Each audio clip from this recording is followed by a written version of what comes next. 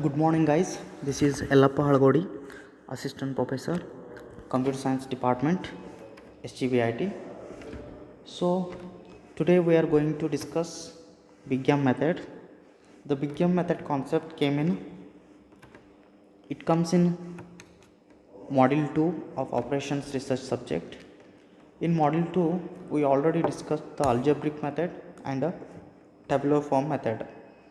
So there are some conditions to solve the LPP using the different methods. So in tabular form, simplex method. Why we come to simplex method? Because there are some drawbacks in a graphical method. So to overcome that drawbacks, we use the simplex method. So similarly, we came to big M method. That means we overcome the drawbacks of by the simplex method. Here, this is our example. The minimize z is equal to, it is the objective function, z is equal to 2x1 plus x2. Subjective constant 3x1 plus x2 is equals to 3. 4x1 plus 3x2 greater than equals to 6. x1 plus 2x2 greater than equals to 6. x1 plus 2x2 less than equals to 4. x1 comma x2 greater than equals to 0. This is the LPP. So here we have given this LPP to solve by Big M method. So please concentrate on the constraints. So here the constraints, each constraints having a different conditions.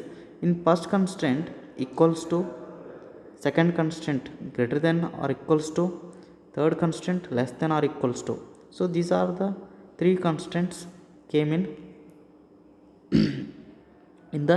this problem. So let us discuss why in why and how to solve this LPP using the different methods. I will now I will give you an explanation. So simplex method is a substitution for a graphical method to overcome all drawbacks by the graphical method. Now this Big M method helps to overcome some drawbacks also had a simplex method. In simplex method, we always notice that the programming problem where in the subjective constraints inequalities had only LHS, which were LHS lesser than or equals to RHS. But we did not know how to solve if a given LPP or a linear programming problem, our subjective constraint LHS is greater than or equals to RHS and LHS and equals to RHS. In such a situations, we are introducing surplus variable and a artificial variable. Let us learn by what is surplus variable and artificial variable. In previous class, we understood the slack variable.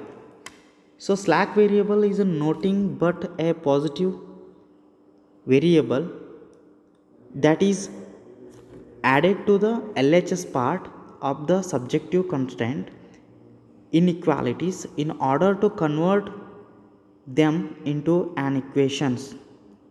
Got it? The slack variable is a noting slack variable is positive variable that is added to the LHS part of the subjective constant inequalities in order to convert them into an equations. In the situation only where in the subjective constraints has got LHS less than or equals to RHS. The surplus variable is the same variable subtracted on the LHS part of the given subjective constant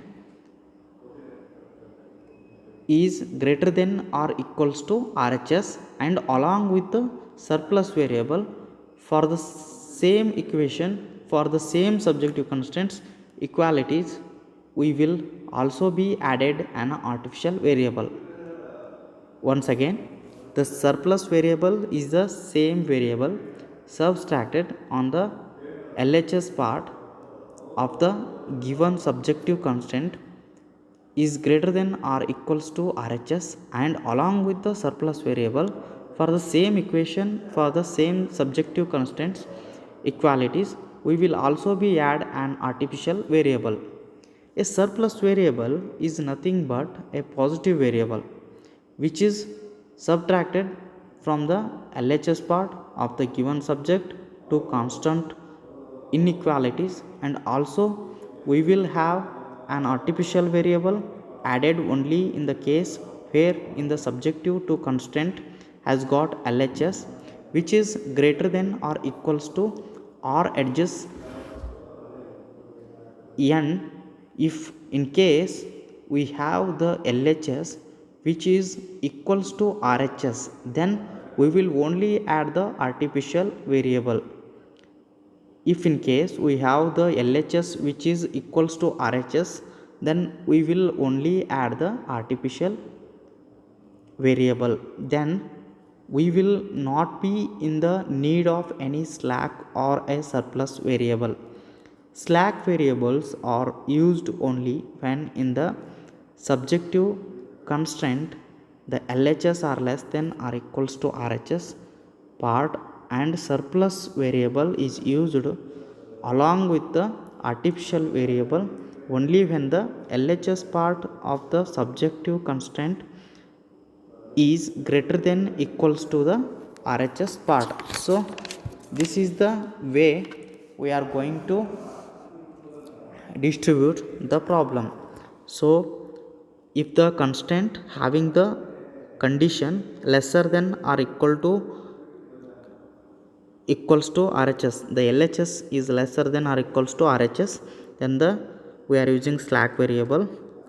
And if suppose the LHS is greater than or equals to RHS, we use the surplus and artificial variable.